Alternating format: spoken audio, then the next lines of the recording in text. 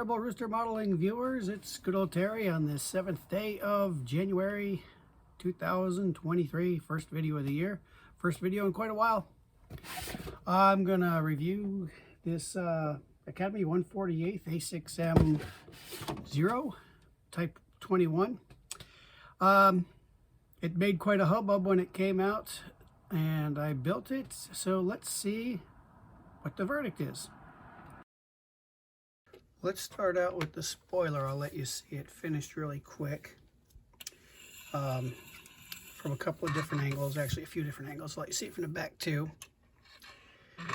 It comes together really nicely. I was really happy with this one in terms of, well, everything they did with it seemed to go right.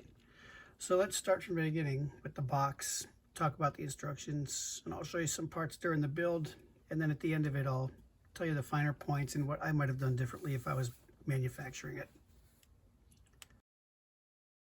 Okay, so here's the box. Nice artwork on it. The box fits good and tight. It hasn't got a loose top that falls off where you're going to lose parts. It gives you, in Eduard fashion, a side view of what all the different markings are going to look like and that you have on it. And you've got your outside the box. You don't have to wait to open it till you see what kind of paints you need. And what's very nice of them to have done, for all of you over there in Euroland, you've got your Humbrol enamels here. For those of you who like your lacquers, you got your guns, you know, your Mr. Color, and also your Aqueous Mr. Color, which is the water-soluble, alcohol-based, I guess. It's kind of like their version of Tamiya. So you've got both of your guns colors there. For those of you using Life Color, same with the Tester's Model Master, if you can still get your hand on it, but it also gives you enamel and acrylics. That's how we folks from down south say acrylics. We say acrylics. Same for all of you who love your Revell paint, and for those of you who love Vallejo, there's your Model Air and your regular Vallejo paints, as well as your AK colors, which is really, really nice. You don't have to wait till you have the instructions open to find the paint colors, and you don't have to play open the model app and see whose colors are equivalent and going to work with it. So that's really nice. First thing you're going to see is you're going to see the instructions, the warnings here, of course. And nothing says warning like an anime guy with his hair on fire. So let's see what it says here. The first bullet point. Let me see. Before starting to assemble, read the instruction. Yeah, we know that. Before cutting parts off a sprue, check the part number. And yeah, we know that. Avoid the danger of suffocation by never putting small parts in the mouth. Yeah, we know that. So you got all your warnings. And you're probably wondering, wow, good old Terry knows Japanese. Well, the truth is, when I was younger, I had a Japanese girlfriend for a very long time, and I learned the bad words in Japanese from her. And that's true, but the real truth is I know this Japanese because it's in English in here, and I didn't just show it to you. Anyway, so let's look at the instructions. You get two instructions. I don't know why they did it this way, but it's kind of okay. You got your regular, typical instructions you'll get from anybody, and again, you've got your paint callouts on the front. And it gives you your code for all your symbols right here, so when you see them, further instructions, you know what they are. Laid out pretty good. I would have made the instructions a little better, and really, I'm not bitching about it. It's just kind of hard to tell on some of these pictures the way some things are supposed to fit. You'll see it when you're building what I'm talking about. And this is a good example of it right here. Let me shake my camera as I try to zoom in. This isn't really the best way to do that. It would have been nice to have had them show it to you after it was done, so you'd know exactly how they're supposed to fit. So, but anyway, it's not, you know, it's not a big deal. It's just one of those things that could have made it a little easier. But they show you early on to mask the bottom of the floor here. And so where you see that little MA, you know it goes there. I didn't bother with it. No one sees the floor. I didn't bother with that. The cockpit had, all in all, about 35 pieces. It's a very nice cockpit. I think it's the best 1/48th scale zero cockpit out there. The pilot figure is really nice, but being a guy who does not do figures because I just am terrible at them. I didn't do it. Pay attention as you go through them. You're going to see a lot of places where decals go inside the cockpit because the cockpit's loaded with individual dials. So, and that's something else I liked about it, especially on the main panel, is that you don't just have one decal in all the instruments. You have them in different places, so that it's a lot easier to line them up and make them hunker down really nicely. I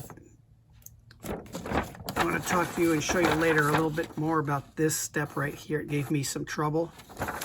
And I don't know, maybe it didn't give me trouble. Maybe I gave myself trouble, but we'll talk more about that later. They actually give you, one of the few places actually gives you the right colors for the Sake engine. Instead of just making it all aluminum, they show you that it's actually black in places.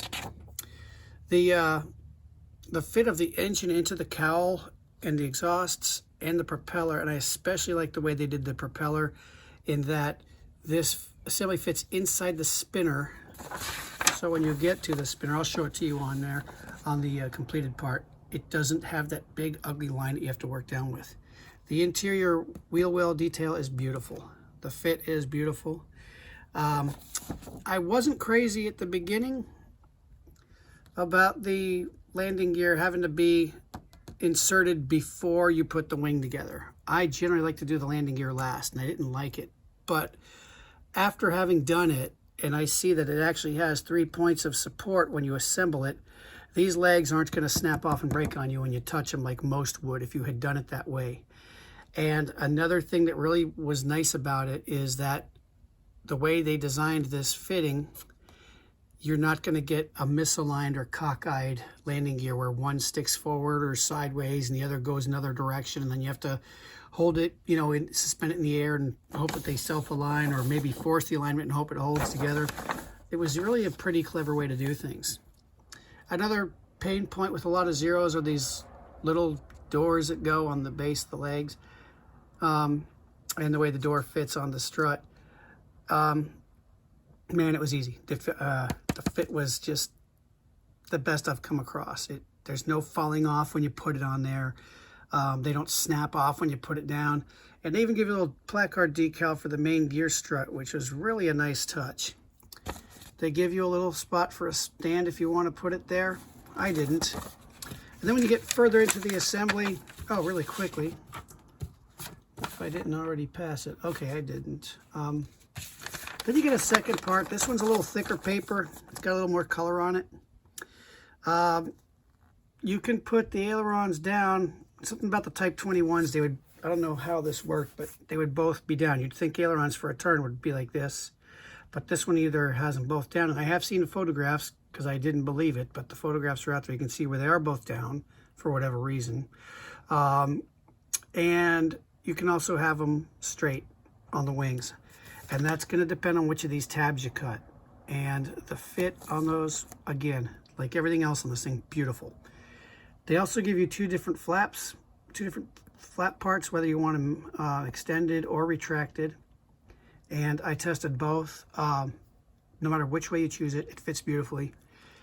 And another pain point for a lot of Zero modelers is the horseshoe that pushes this open or closed on the inside gear door.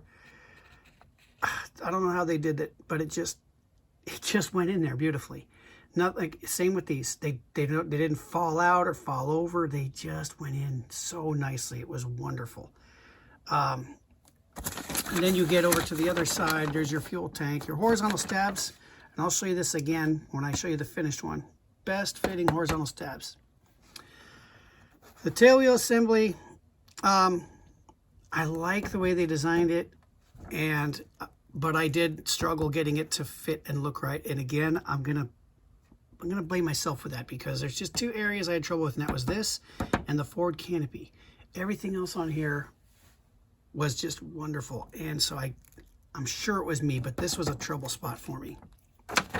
The canopy mask, they give you a canopy mask. I just rubbed the pencilette on it to make these stick out more easily, but they give you great masks for the propellers where you put the brown on the back and then the rest of it's polished metal.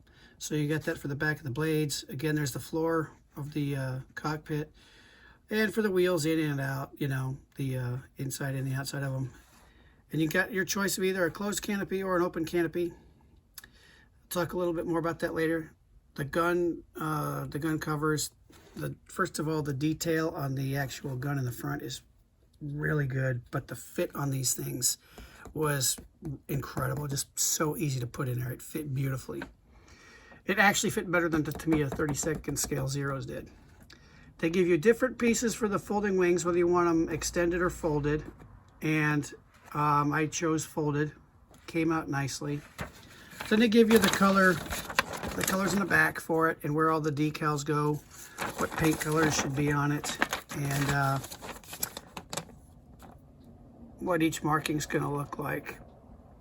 I chose to go with what's his name, Saburo Shindo, I think his last name was Shindo. He's the guy who's credited with the Tora radio call. So I did his. And now I'm going to see, I did this in bits and pieces. I hope this video comes together right. I'm going to put the clips in of the assembly and such, and then get to the completed portion. Okay, now let's talk about the stupid little stuff. It comes with a mask. It's hard. I mean, the lights, these are intense lights, so it's easier to see, but really you're going to have a hard time seeing anything. Believe me, the light is really helping us here. But you're going to have a hard time seeing anything on this mask. So what you'll want to do probably, you don't have to do what I do, but what I do is I just color my finger with some pencil lead and I rub it around on it, and that makes the lines show up better. But they were nice enough to give you masks for the wheels and the canopy.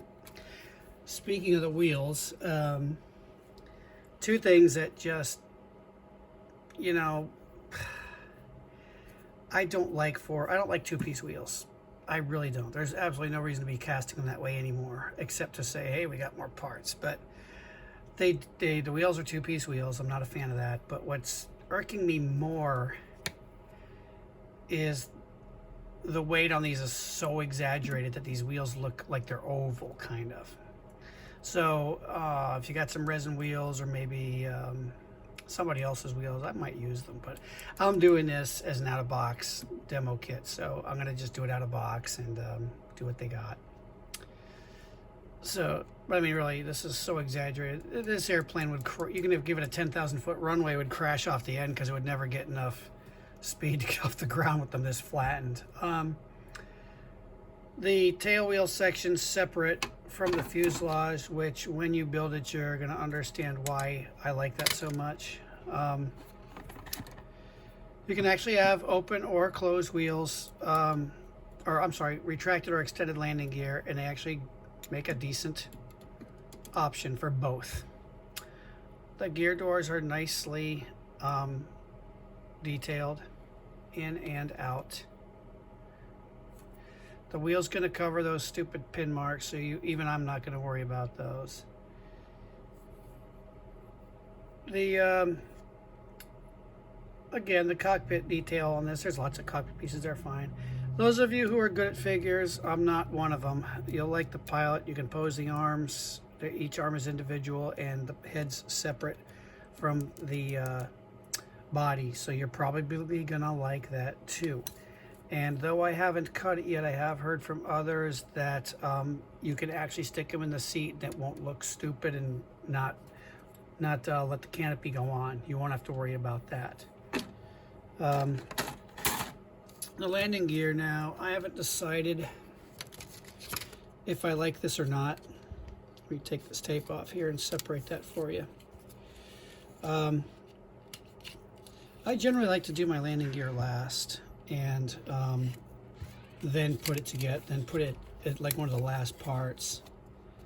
This one makes it where you cannot do that. So let me pause the camera while I set this up. Otherwise, it's going to take all day while you watch me fumble. Okay. This is actually a two-piece well. This, your pointing pencil. This little area here gets cemented on separately. The detail here is really nice. I hope I can get this to show up for you. Very nice interior, well detail. Hard to see with the crappy lighting and amateur camera work, but it fits in here like so. There we are. And it gives you a very nice wheel well interior, which you can't see because my lighting's crap and so is my camera work. But this is really, really, really nice. Now, the part where I'm not sure if I like it or not because of my preference to put the gear in last. I will point out that they give you a nice sized rectangle, which gives you better integrity than those stupid little holes you get with most other manufacturers. But you've also got a little nipple thing here that sticks out, this little bump here, this little cylinder bump, that fits in two places. It fits here inside the wing. No, it doesn't retract. I know a couple of you are probably asking that now. And it also fits in this groove right here. So when you drop the gear in here, not only do you have this nice good sized cylinder or rectangle to hold it, but now you've got the cylinder holding it here, and that piece on the wing is going to fit up here and push it into place, which is going to keep it strong for one thing. But what's extra helpful is, let me see if I can do this without messing it up. It's going to make it very hard for you, because when it locks in, when you put it in here, and I'm doing this, like I said, with the camera in the dumbest place possible, so it's hard for me to maneuver. And it's cold out here, I can't feel my hands. But anyway, the long and short of it is, if you can see in here, when you've got these two together, there I was putting it on the wrong side. Let me just try one more time before I give up and just tell you about it instead of try to show you. But anyway, yeah, I'm not going to waste your time making me watch this, making me try to make this happen. And again, this isn't a problem with the kit. This is a problem with where I put the camera and my hands. But the way all this stuff fits together, this 3-point contact, really makes it very difficult for you to have asymmetrical gear where it's going to be like, say, this or that, or if you turn it sideways like this. They're going to be where they should be together. And that's, if any of you entered anything in a contest, you know that's a really big thing with the judges. They like to pick at is asymmetrical gear positioning. So that's a quick look at it. If you don't mind me boring you just a little more, I'll show you the instructions. Again, normally I don't care to look at these, but some do. I'll just make them really quick. Really nice. This is, they've been kind to us, painting people. They've got you, for you folks out in Europe that love your Humbrol enamels, there you go. You've got your enamel and your acryls. Those of us who like the lacquers, there's our guns stuff, Mr. Color and the aqueous. Life Color, up and coming, they've got that. The testers, the Model Master, the enamel color here and the acrylic there. The Revell paints, which, I don't know, man. Some people like liver and onions, but they've got that there for you. Vallejo, for those of you who like dog food, there it is there for you. And the AK paints as well.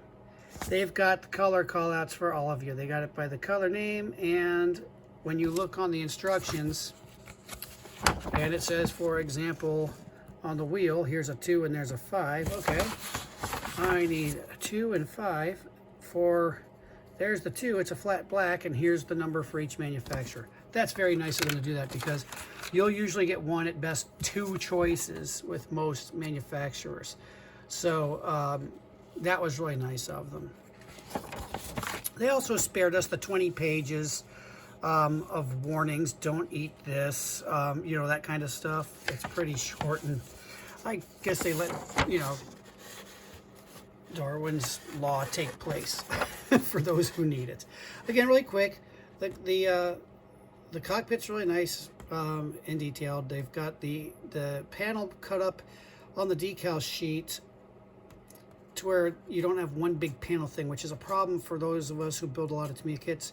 the instrument panel is one decal, and you never really can get these to line up right. Now when you start pushing down on them to make them fit into the bevels or the bezels of the instrument holes, they end up all of it. It might be perfect here, then this one's, you know, way off. So you can do these almost individually. The color call outs are a little, they're not perfect, they're pretty good, but like there's some things, they say the whole thing should be one color. So you might make some notes, and depending on how much you care, I care a lot. So you might make some notes on the color call outs if you do your research. But they show you the part that's going in, they'll actually boldface the parts that are being new to that step, so it's not confusing. And when you get to the tail end of it, you get this nice color guide. You know, the basic end of the instructions are the end of the instructions, but then you've got this really nice color pull out. It's like a centerfold for us model builders. And it gives you a little thing. Come here, pointing pencil. So like for this airplane, here's, you know, it's an A6M2, of course, we all know that. But it tells you that it's from the Mitsubishi factory, because those of you who are concerned, Mitsubishi and Nakajima both built Zeros. So if it was a Nakajima bird, it's got some differences from a Mitsubishi bird. So it tells you who built it. Gives the aircraft number, who flew it, or actually the ship it was on, which carrier, and then who flew it. And it does that for each plane, which is really, really nice. Now, speaking of the decals, here you go. They're a bit shiny for my taste. Let me turn it around so you can see it in the light. It just really is glaringly reflective, which, you know, you can very lightly sand that out or put some flat over it if you choose. But I don't know. I'll make these. This is going to be a new airplane when I build this. It's going to be one of the few times I don't weather too much, because these ones just didn't see a very, very long life and get all dirty like some of the others did. But what I do like is these are super duper flat. They have no profile whatsoever on the paper. You can see, look at that. It's just super thin. They're going to hunker down very nicely. They do have a little bit of, and that might just be the light hitting it, but it almost does look like the decal equivalent of orange peel, but that might just be the light hitting it a certain way. But those look like pretty nice decals. I didn't see a lot of pin marks. I showed you the ones I found, and overall, I'm going to say that Academy has really done their homework for them and made a, well, I'll put it this way. If you blindfolded me and took the top off this, and I didn't know who built this, and oh, while I'm distracted here, you can have, I think I might have told you, folding wings, or the wings can be out. Either way. Anyway, back to the subject. I would lose money betting that somebody other than Academy made this airplane.